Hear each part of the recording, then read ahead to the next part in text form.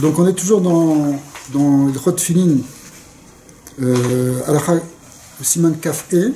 Simplement maintenant on va faire la Halakha Bet, après avoir vu donc le din, comme on résumait tout à l'heure, le din que d'abord on doit mettre les talit et ensuite les tefillin, et ce qui se passe lorsque on se trompe et qu'on attrape d'abord les tefillin. On a vu que finalement la maskana c'était que, aussi bien pour les Sfaradim que pour le Balatania, hein, c'est qu'on met quand même d'abord le talit. Okay. Alors, Chabad des amis, servez-vous. Bet, qui c'est qui veut lire la Chabad? Vas-y, David.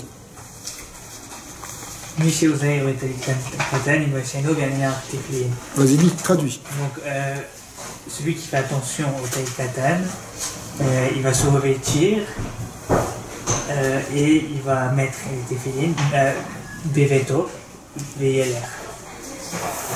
Beveto, VLR, les bouches, les baptisés.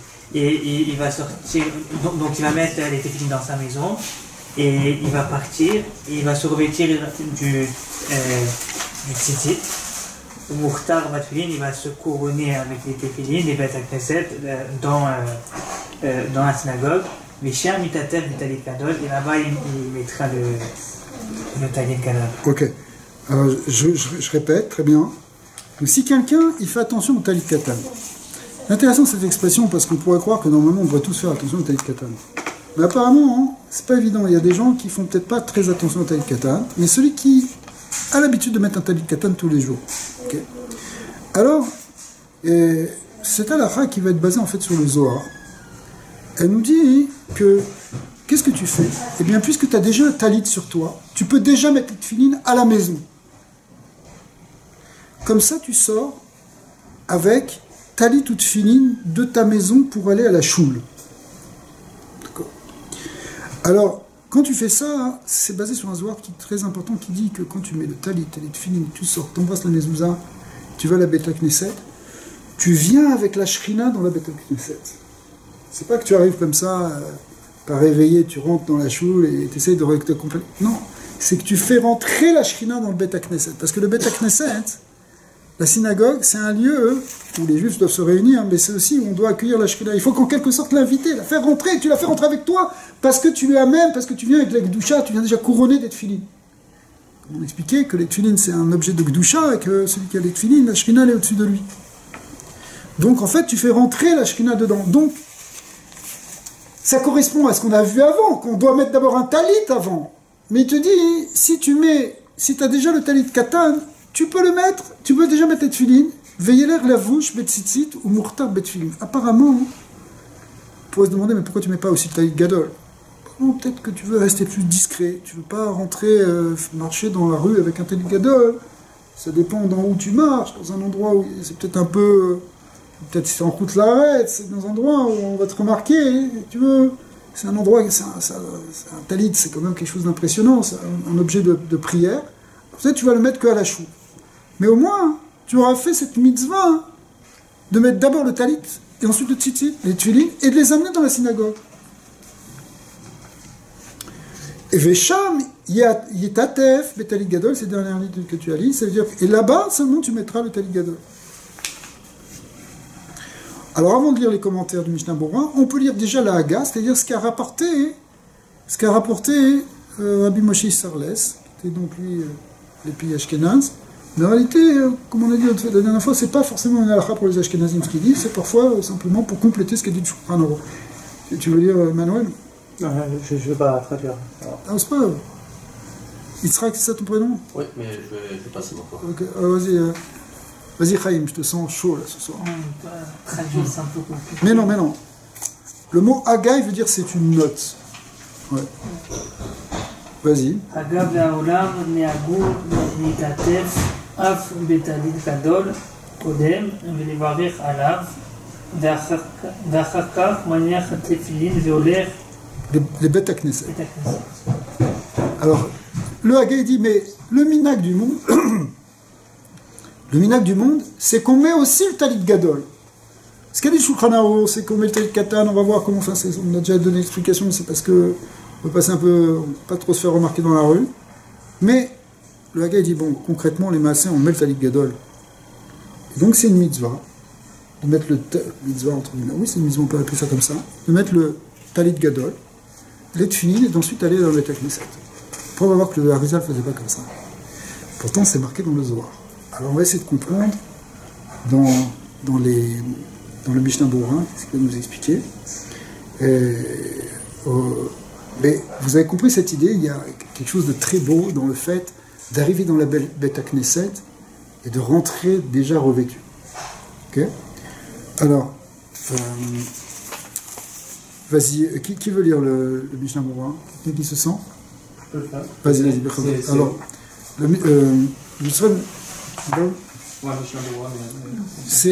tu vois, il y a un grand bet là dans le Mishnah Berurah avec ensuite une petite lettre chet. Ok. Le bet, ça veut dire qu'on est dans la lacha bet, et le chet, ça veut dire c'est la note chet. Ah, ok.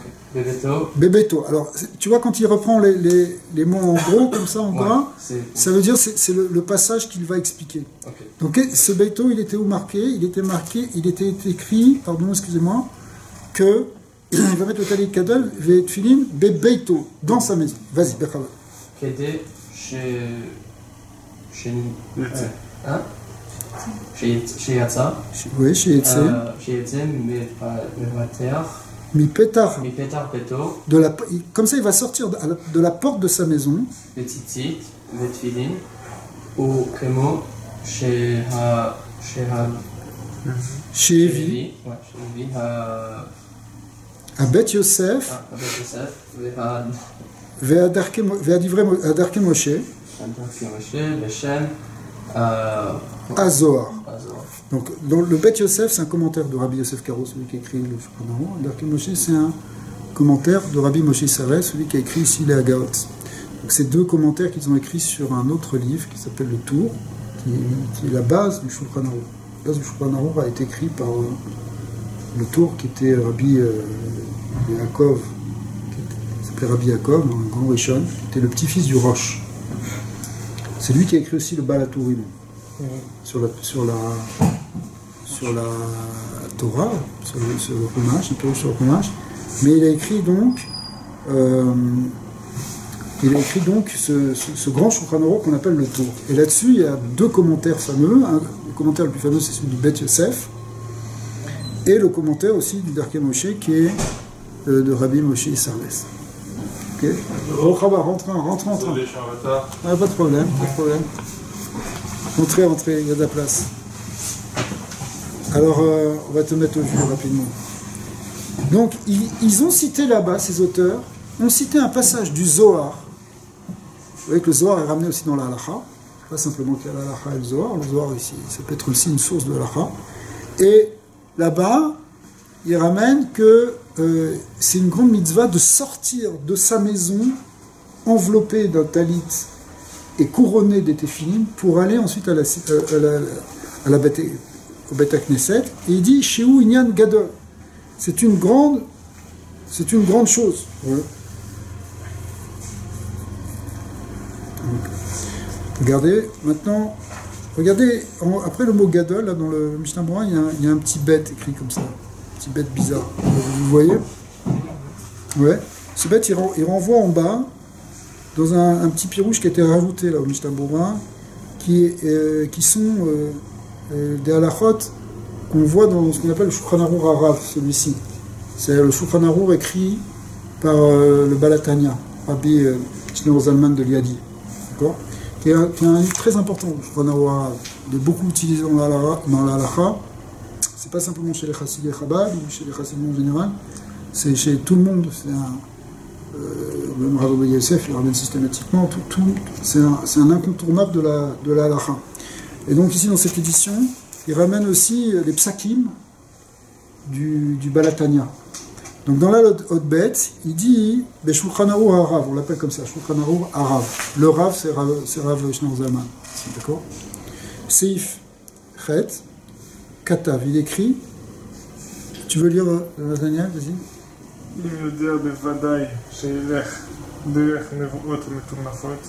S'il est sûr et certain que pour arriver à la synagogue, il va devoir passer par des petits chemins qui sont sales.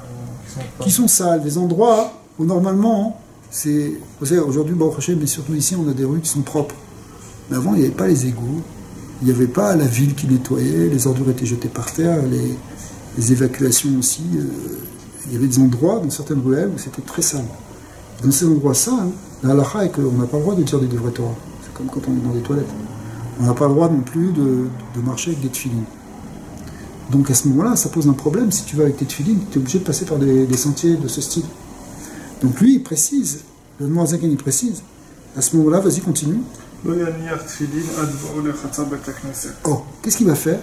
Il mettra les tefilines au moment où il rentrera dans la cour du Beth Knesset, ou dans la salle attenante à la choule. D'accord? Comme ça voudrait dire quand même tu vas rentrer dans la synagogue avec les tefilines sur ta tête et ton talit. Mais au moins, tu n'as pas trimballé tes tefilines dans des endroits inconvenables. On continue. Etc. Continue.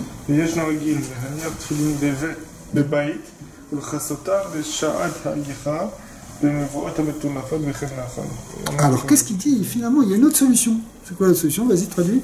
C'est qu'ils vont cacher les tefilines lorsqu'ils vont passer par des endroits sous ça. Voilà. Et il dit, ça c'est bien de faire comme ça. C'est-à-dire, si tu veux, parce que le nec plus ultra du Zohar, c'est de sortir de sa maison pour amener en quelque sorte la Gdusha que tu avais dans ta maison. Après, on va voir Alpi Chassidut ce que ça représente. Mais pour l'amener de ta maison jusqu'au Beth Knesset. On va voir qu'il y a un sens profond de ça. Donc c'est encore, si tu arrives à faire vraiment, à avoir les tefilines déjà dans ta maison, c'est encore mieux. Mais évidemment, si tu veux passer par des endroits sales, alors la technique, c'est que tu les couvres. Je sais pas, tu vas mettre une écharpe dessus, ou peut-être éventuellement ton talit dessus. En tout cas, ou une capuche. Tu vas mettre quelque chose pour... Aucun problème pour le talit. C'est pour ça que j'hésitais à le dire. Mais théoriquement, oui, il n'y a pas de problème. Mais en même temps, évidemment, on comprend que c'est pas ce qu'il y a de mieux. Ok. Et si c'est un endroit sale, Ouais. il y aurait des mauvaises odeurs, mais les mauvaises odeurs, c'est c'est la même chose aussi. Si tu es dans un endroit où il y a des odeurs qui sont... Parce qu'il y a odeur et odeur. Ouais, tu as des odeurs qui sont désagréables, mais qui sont sales.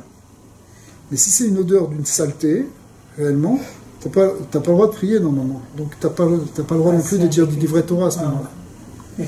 Donc c'est pour ça que s'il y a une mauvaise odeur comme ça dans une synagogue, c'est embêtant de prier. D'accord? Mais même si par exemple, je sais pas, tu es en train de marcher dans le chemin, tu es en train de vivre un Dvar Torah avec ton ami, si tout d'un coup il y a une odeur nauséabonde de quelque chose, tu dois t'arrêter. Donc ça c'est la même chose.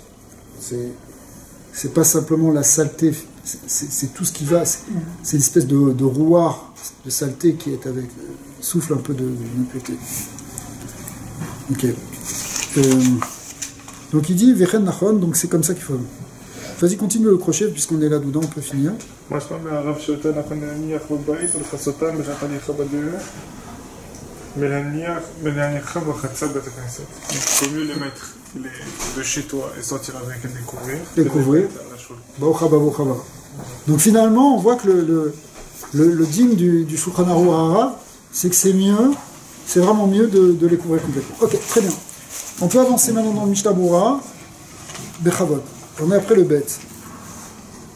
Alors, qui c'est qui veut lire encore le Mishnah Berurah? Faut pas vous gêner, hein. Vas-y, alors, Netanel, encore un petit peu. ואם יודע שילך דרך מבואות המטונפות או שמצוין ouais. שמצוין נוכרים ברחוב יניחם בחצר בית הכנסת. Donc s'il voit que si c'est qu'il va passer par des endroits où ça sent pas bon, où il a envie d'être discret par rapport aux rues de Goïm, on les mettra dans la cour, encore une fois, de la Beth Knesset. Donc ça c'est comme le premier avis qu'on avait vu dans le Balatania, d'accord?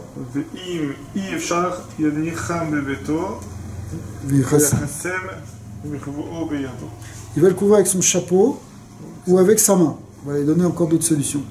Maintenant, vous voyez comment le psaque du Mishnah Berurah, il est à l'inverse de celui du Balatania. D'après le Balatania, c'est Yoter Nachon, c'est plus simple, c'est mieux de couvrir tes tefilines et d'aller à la choule. Et éventuellement, si vraiment c'est un problème, alors tu les mettras dans le Chatzer Beth Knesset. D'après d'après le Mishnah Berurah, c'est le contraire. A priori, il faut mettre plutôt dans le Beit Knesset, dans le Chatzer, dans la pièce attenante à la synagogue, et plutôt que de les mettre à la maison.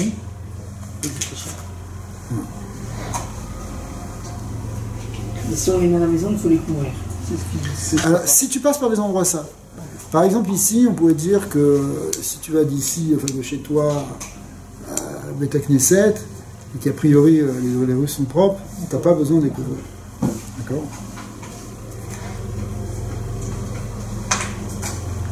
Ok. Qui c'est qui veut dire Vaïn Be'acharonim? Ouais. Vaïn Be'acharonim. Alors je veux dire, moi, c'est pas grave. Chez Katfou Be'mashkin Kodem Oraboker. Alors maintenant, la fameuse question, elle est comme ça. Qu'est-ce qui se passe si tu te lèves tôt le matin?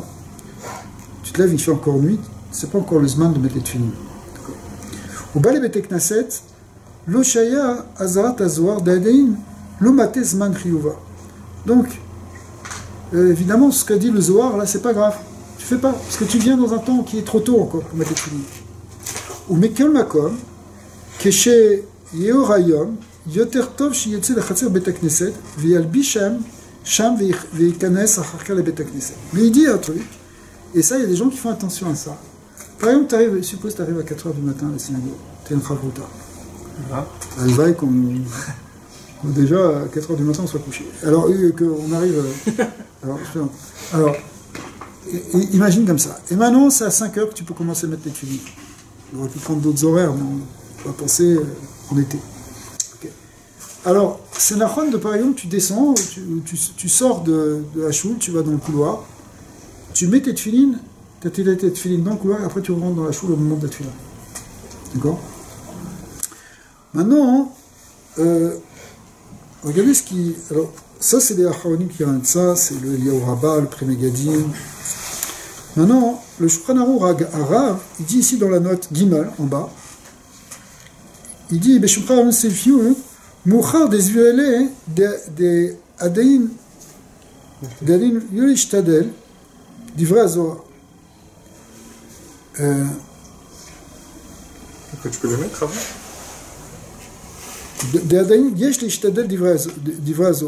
Alors tu peux pas les mettre avant, mais il faut essayer quand même de faire comme le Zohar.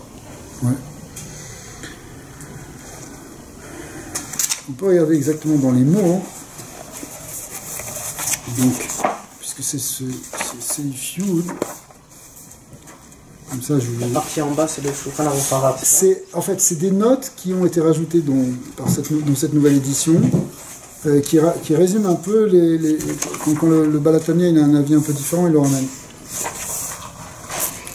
Voilà. Qu'est-ce qui est marqué ici? Voilà. Imer.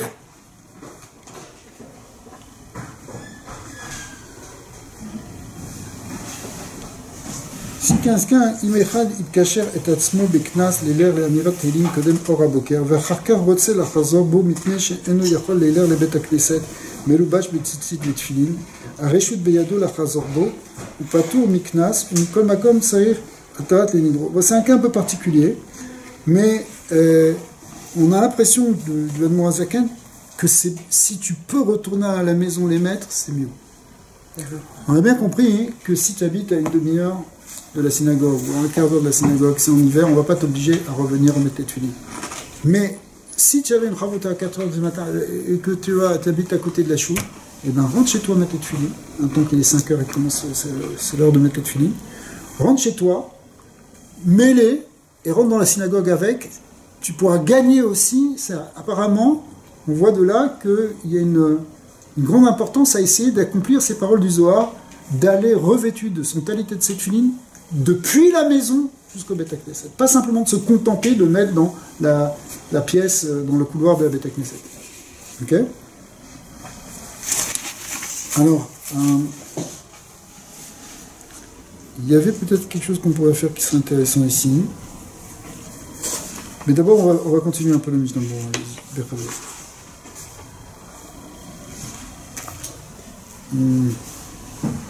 On a fait le Yud. Ouais, ouais. Alors non, le tête déjà.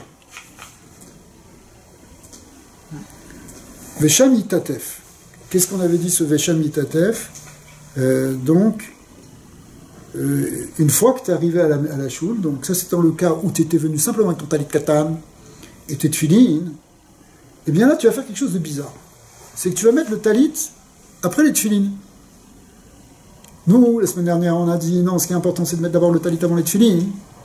Mais maintenant il te dit, si tu as mis déjà le talit katan et que tu as mis les tefilin à la maison, que tu arrives à la choule, maintenant qu'est-ce qu'il te reste à mettre?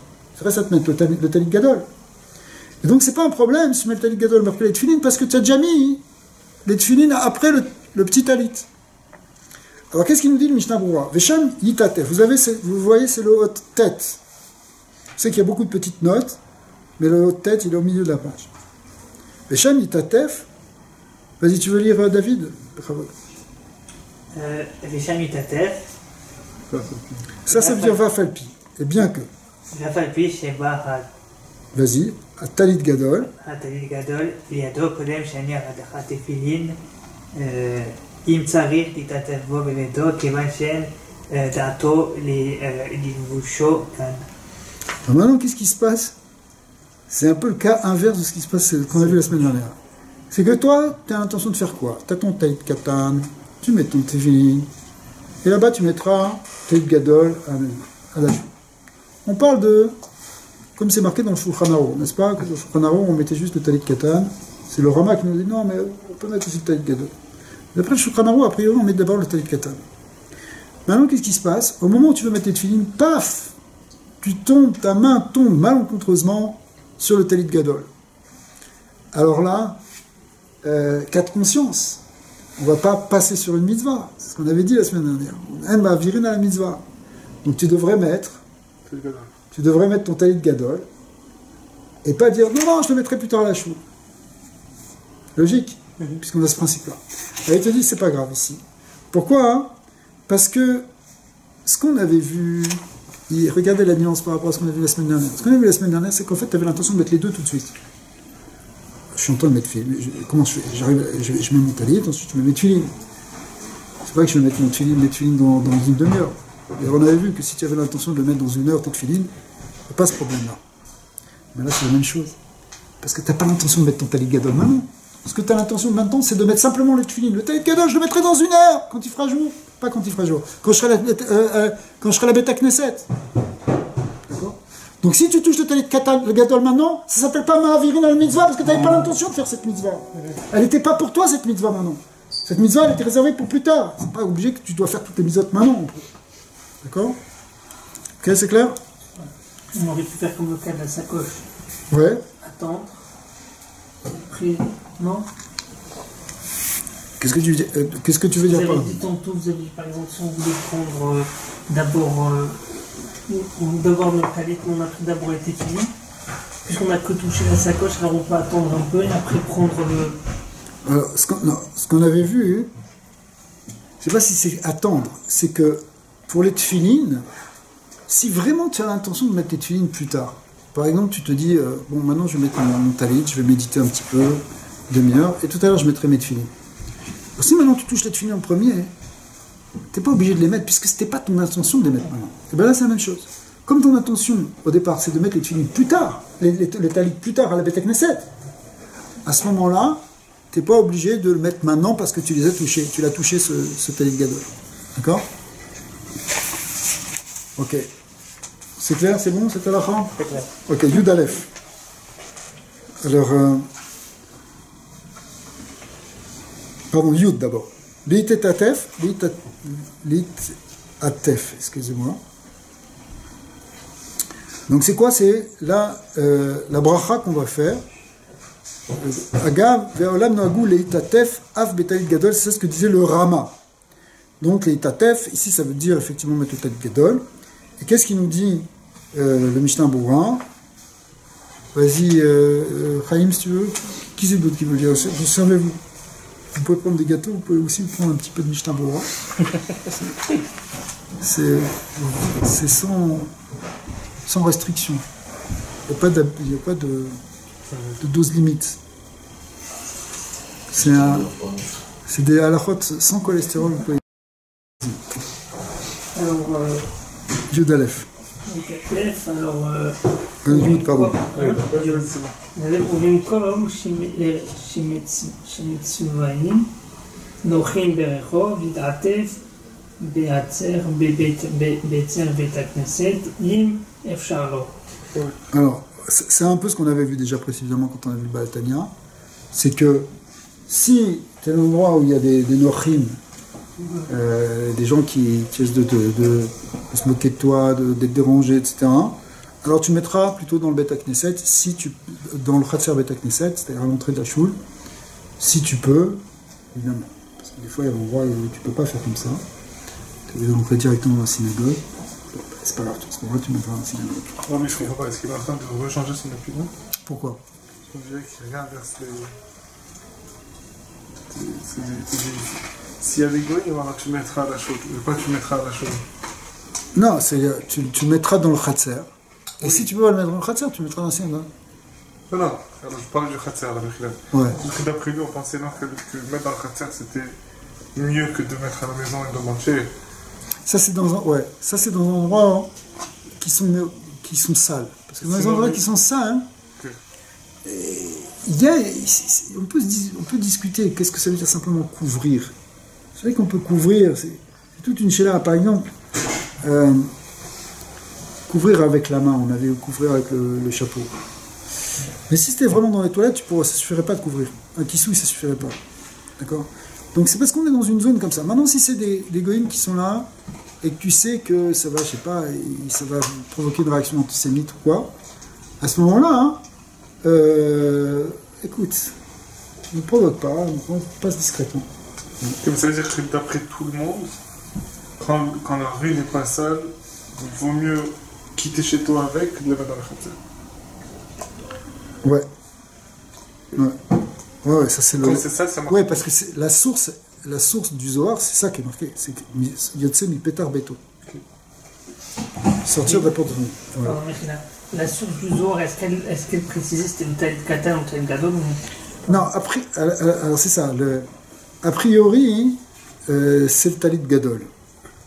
D'accord? Mais comme c'est pas vraiment précisé, le Shulchan dit bon bah regarde, déjà tu sais que le talit katan, le talit gadol, tu te mettras plus tard comme ça, t'as pas de problème. T'as pas de problème avec le goyim, t'as pas de problème avec. Maintenant dans le Rama, il dit mais nous en Pologne, on s'en fiche de son sort avec le talit gadol. D'accord? Mais malgré tout, ici il y a une petite précision qui est qu'effectivement, si c'est vraiment. Bon, ne te demande pas non plus de prendre des risques pour ce minag-là. Bon, c'est pas. Ça touche des choses intéressantes parce que qu'est-ce qu'on s'en fiche qu'il y ait des goyim qui te critiquent ou pas. On voit par exemple qu'il y a des ligim, tu es en train de prier, s'il y a quelqu'un, bah, tu t'interromps pas. Voilà, bon, il y a des lois quand même. Si c'est vraiment une sakana, évidemment tu peux t'interrompre. Mais normalement, si quelqu'un vient, il se moque de toi pendant que tu es en train de faire la mida, comme c'est expliqué aussi pas mal dans le Tanya, c'est ramené souvent, eh bien tu dois redoubler d'efforts dans ta concentration pour ne pas faire attention. D'accord? Quelqu'un qui veut te troubler exprès, et d'ailleurs, ce quelqu'un qui veut te troubler, il peut venir de l'extérieur, il peut venir de l'intérieur. Parce que tu as le gars qui vient qui te fait des grimaces pendant que tu es en train de faire ta amida. Donc il faut que tu. Mais il y a un gars qui fait des grimaces à l'intérieur de toi, avec toutes tes pensées qui partent de tous les côtés. D'accord? Donc lui aussi, il ne faut pas faire attention, ne pas le regarder, se concentrer sur la tfila. Mais ici, on voit que c'est, malgré tout, ici, on voit que c'est pas... Tiens, prends un journal. Alors, malgré tout, on voit que ici, bon, on t'a pas demandé de forcer les choses et de te mettre dans une situation embarrassante, rien que pour faire ce minag, d'amener le talit, comme ça. On sent que c'est un plus que le Zohar a voulu nous donner. C'est sûr qu'on comprend qu'on n'a pas vraiment besoin de ça pour faire la tfila. On n'a pas besoin, on peut prier en mettant le talit dans la Beit HaKnesset. On a l'impression que ça ne va pas changer grand-chose à ta tfila. C'est un espèce de plus, qui n'est pas vraiment d'ailleurs dans le din de la tfila, à proprement parler, qui est dans l'idée d'amener la shrina, de faire rentrer la shrina dans le Beit HaKnesset. Après, je vous dis, on va voir tout de suite, un peu après, justement, ce que ça représente à un niveau plus facile. Ok, alors, donc il reste Yud Aleph à faire, Bechavod. מברך עליו, פירוש, ברכת להתעטף, לכוון לפתור בבחור הזו גם הטלית קטן. הוא תראה בסימן ח', סעיף י', עיין שם, Mishnah Broura, משנה ברורה, sauf Sif Katan, Kavdaet. Alors, là, il est en train de nous dire que maintenant, tu n'as pas fait de bracha sur le Talit Katan. Normalement, si quelqu'un il met le Talit Gadol, il ne fait pas de bracha sur le Talit Katan. Tu fais une bracha sur le Talit Katan que si tu mets que le Talit Katan. D'accord? À ce moment-là, tu fais Al-Mitzvah Tzitzit. Certains font même l'Eitatef, mais Tzitzit avec un Talit Gadol. Mais la plupart des gens font Al-Mitzvah Tzitzit quand ils font le Talit Katan. Maintenant, si tu mets les deux Talit, tu as déjà le Talit Katan et ensuite tu mets le Talit Gadol, tu ne fais qu'une seule bracha sur le Talit Gadol. Tu fais l'Eitatef, c'est Tzitzit, mais tu dois avoir la Kavana de te rendre Yotze aussi pour le Talit Katan. D'accord? Comme ça, c'est écrit, il a ramené, la les références qu'il a ramenées, c'est ce qu'il avait expliqué là-bas dans les Ilchot de Tzitzit. Donc ici aussi, quand on va arriver au Bet HaKnesset, qu'on aura mis le Talit Katan à la choule, à le Tefilin, mais maintenant qu'on arrive pour mettre le Talit Gadol dans le Bet HaKnesset, quand on met ce Talit Gadol, effectivement on fait une bracha, et cette bracha, on fait l'Eitatef Tzitzit, et on pense sur le Tzitzit.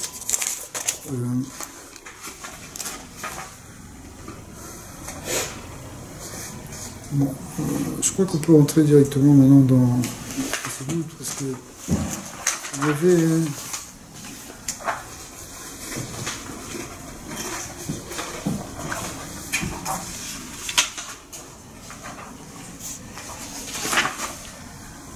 Ok. Je crois qu'on a le plus important ici. Maintenant, on va se retrouver dans la fin du fascicule, enfin dans le début de la fin. On est simplement à la halacha bet. Donc dans les pages, ça correspond à la page Shin Mem. Shin Mem, si vous voyez sur la colonne de gauche, au milieu de la page, il y a le passage du Shulchan Aruch qu'on vient de lire, qui est répété ici. Et qui commence par les lettres Samer Bet, qui veut dire Seif Bet. Tu vois dans Shin Mem? Qui t'a écrit ça? Ça, c'est Rav Morgenstern. Enfin, c'est des élèves de Rav Morgenstern qui ont écrit des Shurim. C'est intéressant, ça, hein? Ouais. Alors je vais vous lire, si vous voulez, c'est peut-être plus simple. Donc, je ne relis pas le Shulchan Aruch parce qu'on vient de le lire. Mais vous l'avez tous en tête, puisque depuis 5 minutes, on n'a pas encore oublié. Alors, il dit comme ça, donc je suis un peu après, dans les lettres un peu moins, écrites un peu moins en bold. הנה דרכם של הרבה צדיקים הייתה להתחיל תפילת שחרית בהתבודדות בביתם. En réalité, il va expliquer ici qu'est-ce que c'est ce sens profond de pourquoi le Zohar nous a dit de mettre d'abord le talit et les tefilin à la maison pour ensuite aller dans le Bet HaKnesset enveloppé et couronné du talit et des tefilin. Pourquoi? Bon, tout à l'heure on a dit une petite raison, c'est pour amener la shrina de la maison jusque dans le Bet HaKnesset. Maintenant, en réalité, quand tu mets les talit et les tefilin, c'est pas simplement que tu les mets et hop, tout de suite tu pars. Si tu les mets et quelque part tu commences une partie de la tefila, quand je dis une partie, c'est que tu n'es peut-être pas en train de lire une partie du Sidour, mais tu commences c'est déjà une méditation de mettre les talit, les tefilin, déjà dans une connexion avec Hachem. C'est une forme de bonenout, de méditation. Bonenout, ça veut dire méditation. C'est une forme en même temps de bodedut, c'est-à-dire que tu es tout seul maintenant. Tu es seul à la maison chez toi. Tu n'es pas encore avec le quorum des fidèles, avec le minyan. Tu n'es pas encore avec le klal Israël. Et donc ici, il y a quelque chose qui est une symbolique où il y a une partie de la avoda que tu fais seul, et il y a une partie de la avoda que tu fais en groupe. Et ça, on ressent bien, chacun de nous, hein, même avant même de rentrer dans cette halakha précise, on sent bien qu'il y a certaines choses qu'on aime faire tout seul, et il y a des choses qu'on aime faire dans le clan. D'accord? Il y a des gens qui sont plus seuls, plus esselés, qui aiment plus la solitude, d'autres qui sont plus sociables, qui aiment plus être mélangés avec les autres. Mais en réalité, on sent que dans notre avoda, il y a les deux à faire. Hein? On voit chez les tzadikim. Les tzadikim, tu prends un tzadik, il y a des moments où il est seul dans son bureau. Il fait les tikkunim et les tfilotes qu'il fait. Et à des moments, il descend dans la choule, il vient avec tout le monde, il se mélange, et il fait le binyan. Et ce passage du Yahid au Rabbim, enfin du passage des moments où tu es seul au moment où tu es dans un klal, ça représente aussi quelque chose qui est important. C'est-à-dire qu'il faut être capable aussi de passer de l'un à l'autre. Quand les tzadikim, parce que là on parle des tzadikim, ils sont seuls, on comprend bien que quelque part c'est aussi une préparation pour être avec les autres. D'ailleurs théoriquement, et on voit bien que c'est une halakha qui nous concerne tous, puisque cette halakha dont je crois Naro, elle parle à tout le monde. Tu ne devrais pas arriver dans un Beth Knesset, stam comme ça, paf, tu passes de ton lit, ou je sais pas, où tu étais dans le hall, dans le truc, et hop, tu as franchi un cap, et ça y est. Non, il faut une achana, il faut une préparation. Tu sais que la Gemara, elle dit, et d'ailleurs ça rentre dans la halakha aussi, qu'il y a un srar psiya, il y a un mérite pour chaque pas que tu fais pour aller dans la Beth Knesset. À d'écart qu'il y a certains qui préfèrent essayer d'habiter loin de la choule pour marcher plus. Pas qu'ils sont un peu maso, mais non, c'est pas vrai. C'est pas une question de... C'est pas bête non plus. Parce que si tu utilises ce temps où tu vas au Beth Knesset à méditer, à te préparer, à rentrer déjà dans une forme de tfila, parce que vous savez que la tfila, hein, ça on l'a vu beaucoup.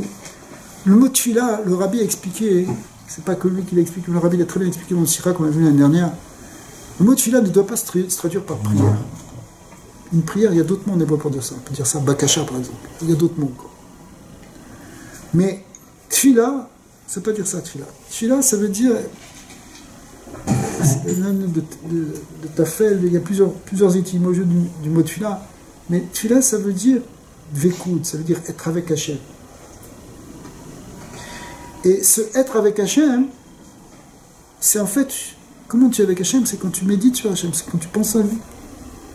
Nous, on croit méditation, ça, on voit tout de suite le truc, le gars assis en lévitation. C'est pas ça. Méditation, ça veut dire, tu rentres dans quelque chose de pnimi, d'intérieur. D'accord? Tu commences à réfléchir, tu commences à poser ton esprit sur certains sujets. C'est ça, méditer. Et la prière, pas la prière, la tfila qui est marquée dans le sidour, dans tout le sidour, hein, ne croyez pas le sidour, c'est que ça. Sauf que pour le faire, tu vas dire des mots. Tu vas dire ce qui est marqué. Mais ce que tu dis, c'est pour méditer sur Hachem. Quand tu médites, tu peux méditer par la pensée, ou tu peux méditer aussi en parlant. Et l'essence de la tfila, c'est une méditation que tu vas faire en disant des mots que les chachamim, ils savent, qui sont absolument sacrés. Ça va t'aider à connecter avec Hachem, parce que le but, c'est de connecter. Maintenant, cette connexion-là, tu dois la préparer. Tu dois, comme quelqu'un, il se concentre. Tu ne vas pas rentrer dans une compétition sportive sans faire d'abord un travail de concentration. Tu vois. Le gars, il arrive. Ah, c'est maintenant que ça commence? Pas possible. Dans 5 minutes, c'est toi qui passes sur scène. Non, il faut qu'il se prépare. D'accord? Il se prépare. Le gars, il va passer sur scène pendant 1 heure avant. Il ne parlait pas trop, il est déjà dans son truc. Tu comprends?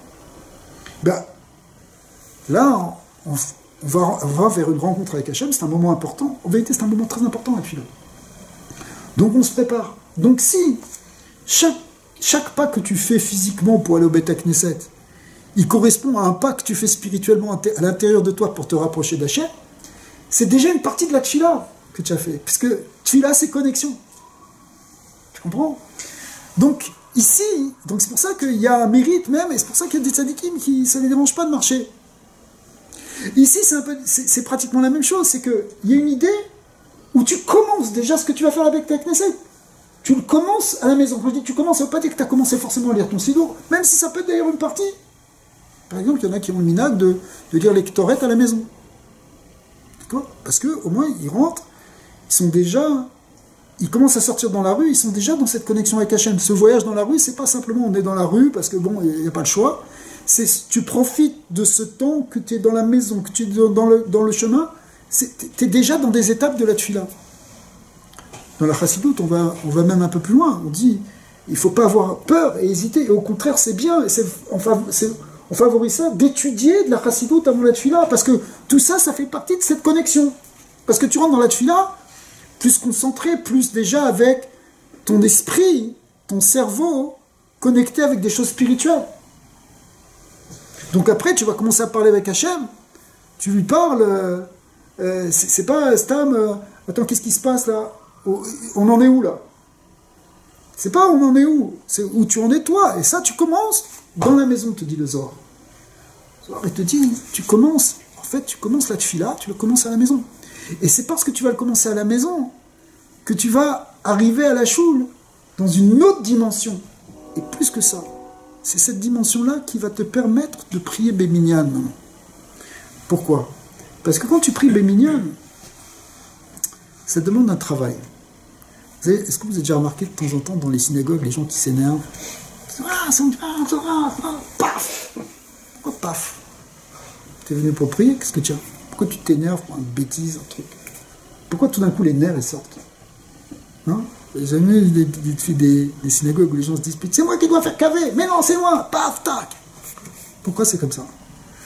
Parce que quand tu vas prier Béminyan, ça te demande un certain bitoul. Il faut que tu travailles de l'annulation de ton ego. Parce que tu n'es pas tout seul là maintenant. Tu es avec d'autres. Tu fais quelque chose en commun. Donc à chaque fois que tu travailles dans un travail d'équipe, tu dois respecter les autres. Dans n'importe quelle équipe. Tu ne peux pas dire il n'y a que moi et les autres. Non, ça ne marche pas un travail d'équipe comme ça. Donc ici, un minyan, c'est un travail d'équipe. Donc il faut aussi que tu travailles sur toi. Mais en réalité, ce n'est pas simplement dans le travail d'équipe. C'est le principe même de la tefila. Parce que si tu veux connecter avec Hachem, il faut que tu annules quelque part ton ego. Comme c'est marqué dans la Gemara que si Akadosh Baruch Hu dit moi je ne peux pas résider là où il y a un orgueilleux. La Shekhinah ne peut pas se poser là où il y a de la gava. Pourquoi? Parce que tu ne lui laisses pas de place. Si tu penses, il y a moi, ce moi, il est là, il prend tout l'espace. Quel espace tu peux laisser à Hachem? Vous comprenez? Donc, toute la tefila, c'est un inyan de bitoul, de savoir s'annuler. Mais quand tu arrives aussi dans le minyan, c'est un bon moyen de vérifier si tu t'annules ou pas. Ou si tu t'annules, ou si tu t'énerves avec les autres ou pas. D'ailleurs, quand on connaît cette clé, au bout d'un moment, on se dit, tiens, si je m'énerve, c'est que j'ai pas fait une bonne tefila. Si je me suis pas assez annulé devant moi, j'aurais dû faire plus de bitoul, plus de yiroud avec Hachem. D'accord? Alors maintenant, ça demande aussi une préparation.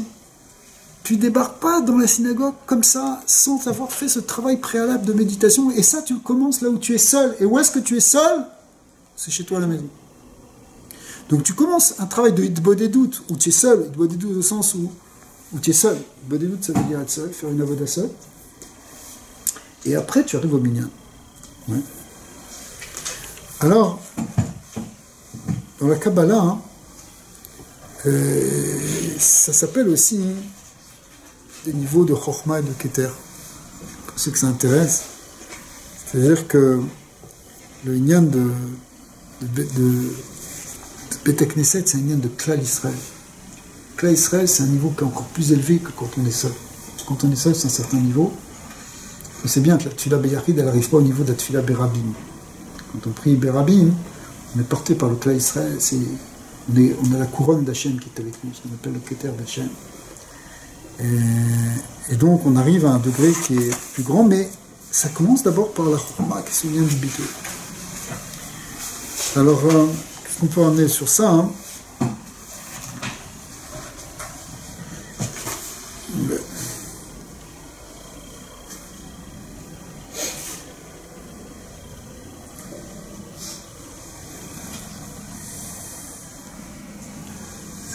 Moi je disais hier sur Morgenstern aussi, dans un Yuvali qui a apporté par cet anonyme, qui disait comme quoi sur la Havat Israël, il rapportait comme quoi pour être capable de faire la Havat Israël, la première chose à faire toujours et d'abord, c'est d'abord de travailler toi-même ta écoute avec Hachem, le fait de voir Hachem partout. Quand toi tu travailles cette connexion que tu as avec Hachem, que tu vois Hachem partout, alors là tu seras capable de voir si tu veux la dimension divine chez l'autre, cette dimension de l'autre, et comme ça tu pourras l'aimer. Quand tu restes au niveau superficiel, tu n'es pas capable de le faire.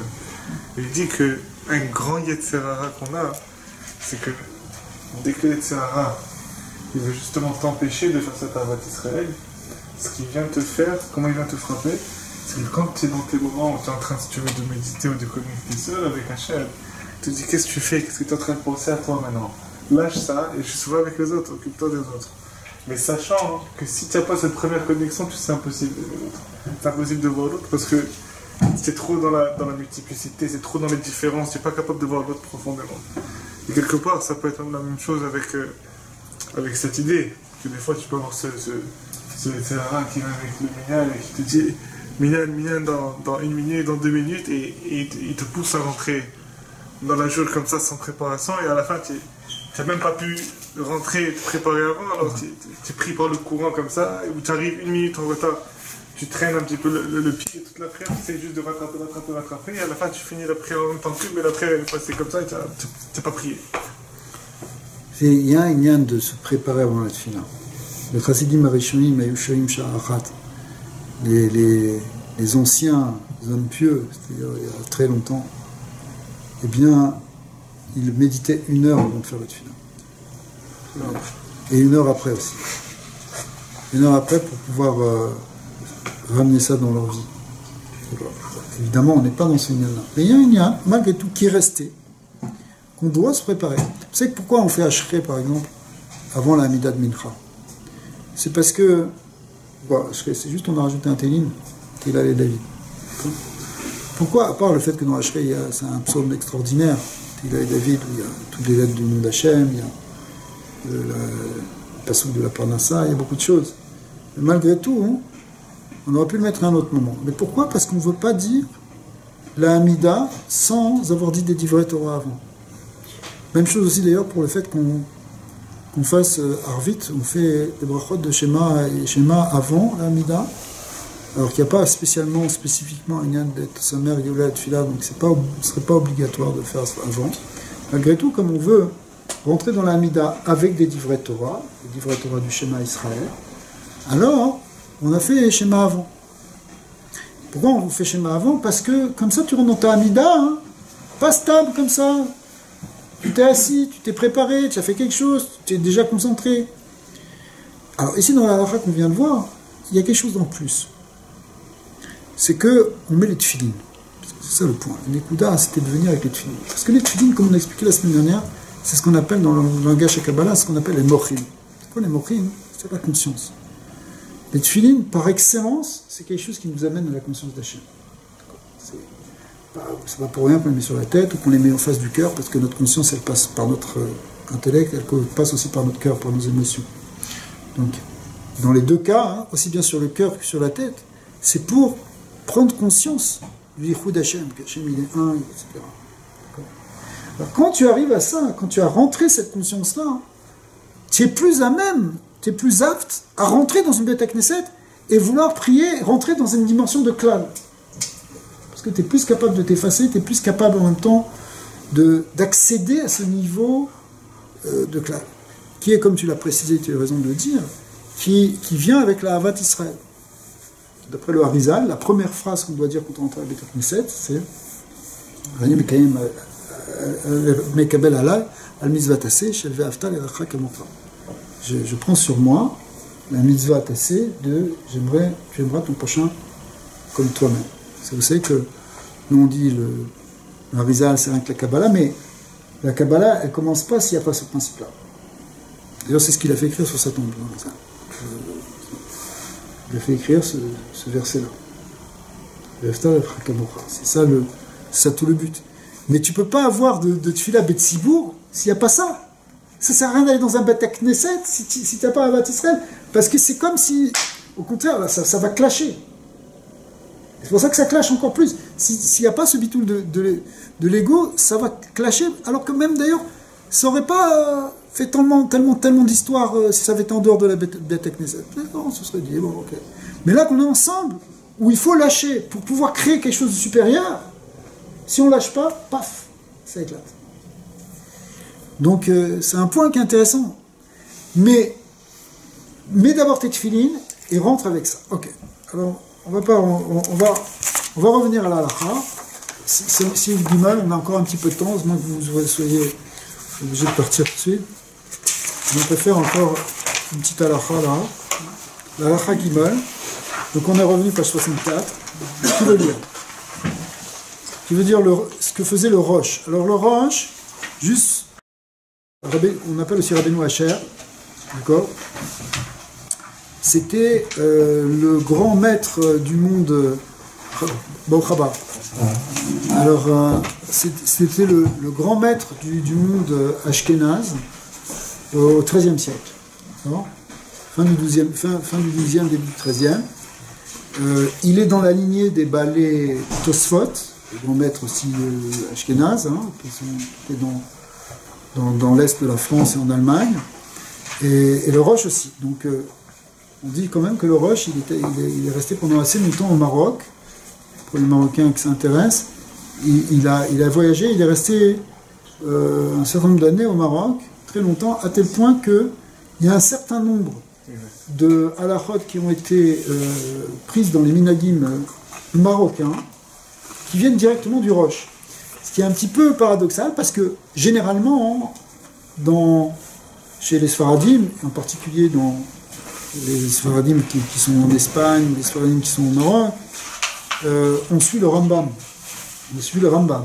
Le Shulchan Arour, Rabbi Yosef Karo, c'est 80%, si ce n'est pas 90% des psakim sont al-pi al-Rambam. Aval, le Rosh, qui était donc plutôt, lui, celui qui a influencé le monde ashkénaze, puisque c'était le Rosh des poskim ashkénazes, eh bien, le Rosh, malgré tout, il était aussi au Maroc, donc il a influencé un certain nombre de minagim marocains. On voit ça, je sais pas, par exemple, dans plusieurs dîners. C'est pour ça qu'on a aussi beaucoup de minhagim qui sont ashkénazes. Voilà, et ben ça vient du Rosh. Alors maintenant, bon, c'est pas réellement ce que nous dit le Shulchan ici, mais c'est juste une petite c'était juste une petite introduction. Le Rosh, il avait, on va le lire après dans le texte, mais lui, vous avez remarqué que dans les brachot qu'on fait le matin, qu'on appelle les Yutret brachot, parce qu'il y a 18 brachot. C'est une histoire ashkénaze. Vous savez que chez les Sfaradim, le vendredi soir, il y a 18 salades à table. Ça s'appelle Chai Salatin. Et chez les Ashkenazim, il y a juste une salade Chai. Une salade crue. Okay. Alors, le Rosh, c'est juste la différence, mais alors, ça s'appelle Chai dans tous les cas. Alors nous, on fait Chai Brachot le matin. On fait 18 bénédictions le matin, et vous avez remarqué, ces 18 bénédictions, elles correspondent à chacune à quelque chose. Par exemple, Otzer Israël Bigvura, ça veut dire le fait qu'il Israël, cindre d'une ceinture Israël Bigvura avec sa force. Oter Israël Betifara, ça veut dire c'est le chapeau qu'on met qui est comme toutes les brachot qu'on fait, Malbi Sharumim, c'est une bracha qu'on fait par rapport au fait que la chaîne nous permet de nous habiller. Donc toutes ces brachot-là, eh bien, d'après la Gemara, et le Rosh, il tient comme ça, on faisait ces brachot à chaque fois qu'on faisait la chose. C'est-à-dire, tu t'habilles, tu fais Malbi Sharumim. D'accord? Tu mets ton chapeau, tu dis Ozer Israël Betifara, d'accord? Tu fais, par exemple, Chassa Likol Tzorki, qui m'a fait tout ce dont j'ai besoin, ça correspond aux chaussures. Parce que quand quelqu'un n'a pas de chaussures, ça s'appelle qu'il est à côté de ses pompes, alors il n'a rien. Non, ça veut dire que quand quelqu'un n'a pas de chaussures, il lui manque quelque chose d'assez essentiel. Mais t'as tout, sauf t'as pas tout. Mais maintenant que t'as les chaussures, t'as tout. Tu comprends? Alors tu mets les. Quand tu mets les chaussures, tu fais chasser le code sorti. Alors maintenant, bon, tout ça, c'est ce que j'ai. C'était juste une introduction, parce que le Rosh, lui, qu'est-ce qu'il faisait? Le Rosh, il faisait comme ça. Il faisait pas les 18 bénédictions comme on fait nous, tout ok? Il les faisait à chaque fois qu'il faisait un truc. Donc il met sa veste, il fait une bracha. Il met un chapeau, il met une bracha. Okay. Alors, maintenant, au Ter Israël Betifara, le Rosh, il le faisait au moment où il mettait les tefilines. C'est-à-dire, évidemment, on les fait pour c'est une bracha qui est pour le chapeau. Mais comme c'est au Ter Israël Betifara, qu'est-ce qu'il faisait?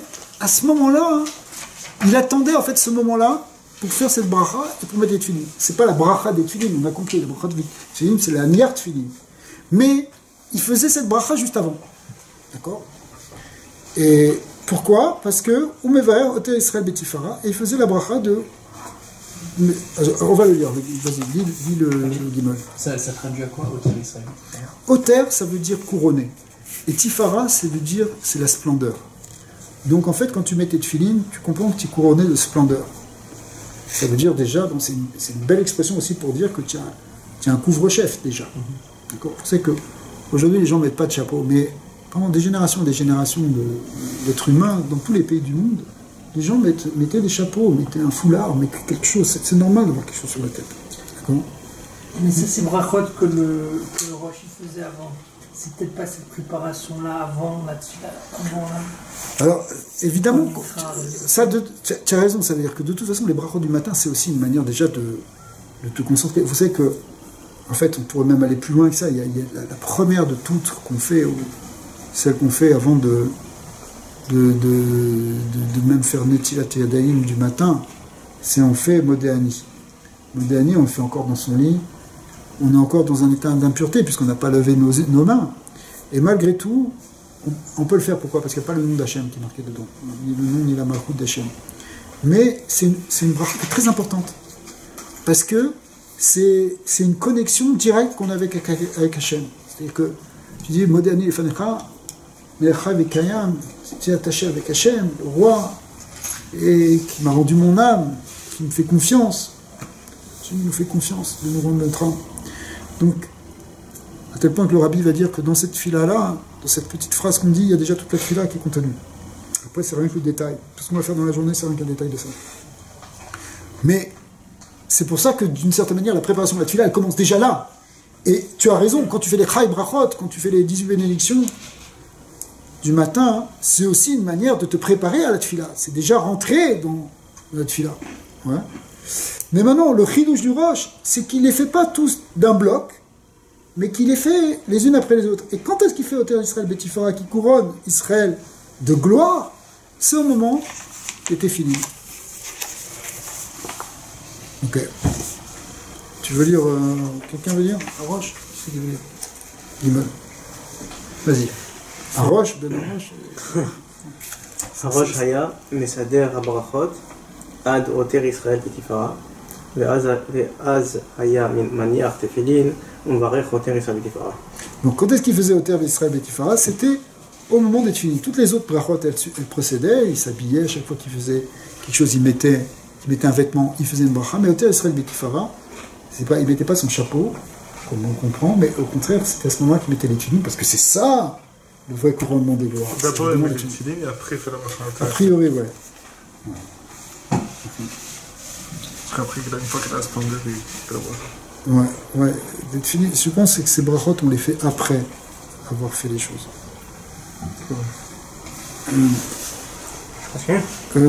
Non, peut-être on lit Mishnah Berurah, parce que qui c'est qui veut lire le Mishnah Berurah? On est dans Yud-Bet. On avait dit Ve'azaya, là-bas il mettait les tefilines. Pourquoi? Ve'azaya kede liten shvar ve'oda bebrachazu. Parce qu'avec cette bracha-là, maintenant, il donnait un shvar, c'est-à-dire une glorification, une louange, et un remerciement, une reconnaissance. Gamalat tefilin shenikreim père. Parce que les tefilines sont appelées pères, sont appelées aussi une père, on pourrait dire, oui, c'est une splendeur, ça veut dire c'est un père, c'est quelque chose qui est comme un objet de gloire. Ouais, c'est un objet de gloire, comme quelqu'un par exemple qui met une couronne avec un diamant dessus, c'est un père, c'est quelque chose qui est glorieux. Et bien les tefilines aussi évidemment. Chez Neymar, parecha chabouche alecha, que ta décoration splendide sera vêtue sur toi. Veka gam à la tefilin chez NPR les Israël. Donc les tefilines, ce sont un embellissement glorieux pour Israël. Que Moshe Neymar Uru kol ha'me'aretz. Le verset qui dit très important, qui dit que tous les peuples de la terre verront quoi en fait? Ils verront cette tefilin, les tefilin chez le Roche, dit la Gemara. Et veiru mimcha, et ils auront peur de toi. Ça inspire la crainte. Vous savez que le rabbi a pris très sérieusement ce pasouk, parce que ce pasouk de ce verset, à l'époque du temps, quand les gens partaient en guerre, ils mettaient les tefilines. comme on l'a déjà vu dans Rashi, ramène ça dans plusieurs endroits, la Gemara ramène ça, que ils partaient en guerre avec les tefilines. Mais on voit que beaucoup plus récemment, le rabbi a lancé des campagnes d'aller mettre les tefilines pour les soldats. Et il ramenait ce passou. Si vous mettez les tefilines, pas forcément que tu les mets au moment du combat, mais le fait que tu as mis les tefilines, il va y avoir une lumière sur toi qui va amener une crainte de tes ennemis. Même s'ils ne te voient pas directement, mais ça va avoir un impact spirituel. Le Darshinan et le Tfilin Shebarosh, on parle, la Gemara dit que ce sont les Tfilin Shebarosh. Tfilin Shebarosh, c'est ça la gloire que Israël a, cette couronne de gloire que Israël a, qui inspire la crainte. Quelqu'un, d'ailleurs, même quand tu sors avec des tefilines, quelqu'un te regarde, ça implique du respect tout de suite. Et oh, celui-là, c'est quelque chose. C'est quelque chose. Tu vois quelqu'un avec des tefilines, c'est quelque chose. Alors c'est pour ça que ce tifara, et la racine de tifara, c'est la racine de PR, qui veut dire aussi une splendeur, quelque chose de, un bijou splendide, eh bien, le Roche, il disait, ben voilà, je vais la faire quand je mettrai les tefilines. Donc, ou Be'arar Katav, l'Oraiti chez Noagin Ken. Mais, donc, certains poskim, ils disent que on ne voit pas comment. On ne voit pas chez Noagin Ken, on ne voit pas qu'on fait que ça, personne ne fait vraiment comme le Roche. Rak manichin tfilin koden birkat hashachar o acharkar. Il dit que le minag du monde, et c'est ce que tu vois dans différentes communautés, certains y mettent les tfilin avant de faire ces 18 bénédictions, et d'autres y mettent les tfilin après avoir fait ces 18 bénédictions. En général, par exemple, chez les Sfaradim, chez Chabad, on fait d'abord les bénédictions, et après on va mettre les tfilin. Mais si tu vas à Tosh, par exemple, tu vas voir que et ils mettent d'abord les tefilines et après ils récitent les 18 brachot. D'accord? Comme ça que beaucoup de minag aussi, que beaucoup de gens ont minag. Les finis minago, chacun les finit son minag. Rag raitim et dagdekim, les meshamesh betashvil vetfilin shel yad veshel rosh beshat mevara brachazo. Simplement, j'ai vu des gens qui étaient medagdekim, ils font pas exactement comme le roche de faire cette bracha au moment où ils mettent les tefilines, mais au moment où ils font cette bracha, et apparemment ils font cette bracha après avoir mis les tefilines, comme à Tosh. Alors, au moment où ils sont au terre Israël Betifara, ils touchent les tefilines. D'accord, pour montrer que cette bracha, elle s'applique aussi aux tefilines. Mais c'est pas qu'ils la font spécifiquement au moment où ils mettent les tefilines. Les tefilines, ils ont déjà mis avant. D'accord. Ok, donc ça, c'est intéressant. Alors, on peut voir ce que dit. Alors on fait comment? Alors, on fait pas comme ça. Très bonne question. Concrètement, comment on fait chez Sfaradim? C'est le matin, on fait les 18 bénédictions, et après on mettra le talim et le tefilin. D'accord? Même si, effectivement, il y a des coutumes ashkénazes qui font différemment.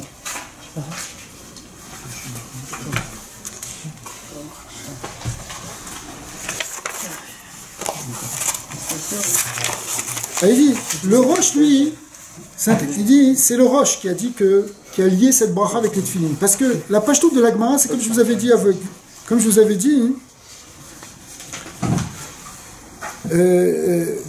c'est que ça parle sur le chapeau. La pashtout de la Gemara, c'est que quand tu fais au terre Israël Betifara, c'est que tu nous as donné un chapeau à mettre. Ok? Allez, le truc, chapeau, au terre Israël Betifara. Ok.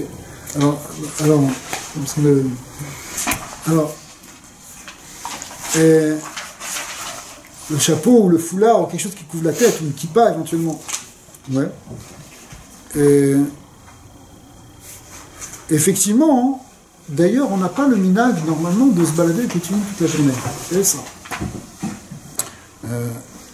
Pourquoi? Parce que ni le Baal Shem Tov, ni le Harizal mettaient les tefilines toute la journée. Aujourd'hui, il y a encore quelques communautés de gens qui mettent les tefilines du matin jusqu'au soir. Si vous allez vous balader dans le Rova Yehoudi, dans la vieille ville de Jérusalem, vous allez voir là-bas, il y a toute une keïla de gens, on les voit se balader de temps en temps dans la rue quand ils sortent des Beth Midrash. Ils ont les tefilines tout le temps sur eux. Okay. Il n'y a pas que eux, mais ça c'est la communauté de Rav Zilberman, mais il y a d'autres keïlotes, il y a d'autres gens qui mettent les tefilines du matin au soir. Mais ils suivent un peu la vie du Gra, le Gaon de Vilna. C'est une communauté qui est vraiment dans le courant du Gaon de Vilna. Mais d'un autre côté, le Harizal, le Baal Shem Tov, qui ont aussi largement influencé tout le monde juif, on est très influencé par eux, eux ils ne mettaient pas les tefilines toute la journée. C'est pour ça que nous, on ne les met pas toute la journée, en fait. D'accord ? Et parce que c'est difficile d'avoir ce niveau de conscience des tefilines tout le temps. C'est un niveau de conscience qu'on appelait les mochin, c'est-à-dire cette conscience de la présence d'Hachem, cette conscience de la Gdusha divine en permanence. C'est pas évident de l'avoir tout le temps, toute la journée. Et d'avoir ce niveau de dvekout qu'on a dans les tefilines, c'est pas évident de les avoir tout le temps. Mais, alors, pourquoi c'est le Rosh Dafka qui a mis vraiment cette bracha? Parce que cette bracha, a priori, c'est vraiment une bracha pour la journée. Pourquoi, lui, il a mis ça, hein? Pourquoi il a donné tellement d'importance? En fait, le Rosh, il vient de ce qu'on appelle la fin des Rishonim, XIIIe siècle. Et à la fin d'une Koufa, à la fin d'une période, en réalité, il y a toute la lumière de la période qui vient. C'est la Bekhinat, la Malchut de cette période. C'est comme si, quand tu finis quelque chose, alors il y a... tu fais la synthèse de tout ce qu'il y a eu avant. Après, on est passé à autre chose. On est passé dans une autre période. Et bien qu'historiquement, il n'est pas non plus le dernier, le Rosh.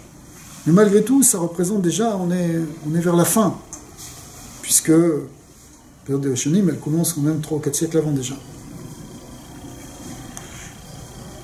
De même, par exemple, on voit par exemple la fin de la Mishnah, c'est qui? C'est Rabbi Yehuda Hanassi qui conclut la Mishnah et qui est la malchut de la Mishnah. Hein, pour reprendre un langage un peu kabbalistique, la malchut, ça veut dire au sens où il fait la synthèse et en même temps c'est le déploiement de tout. Voilà, on est arrivé au maximum de tout ce qu'on a fait.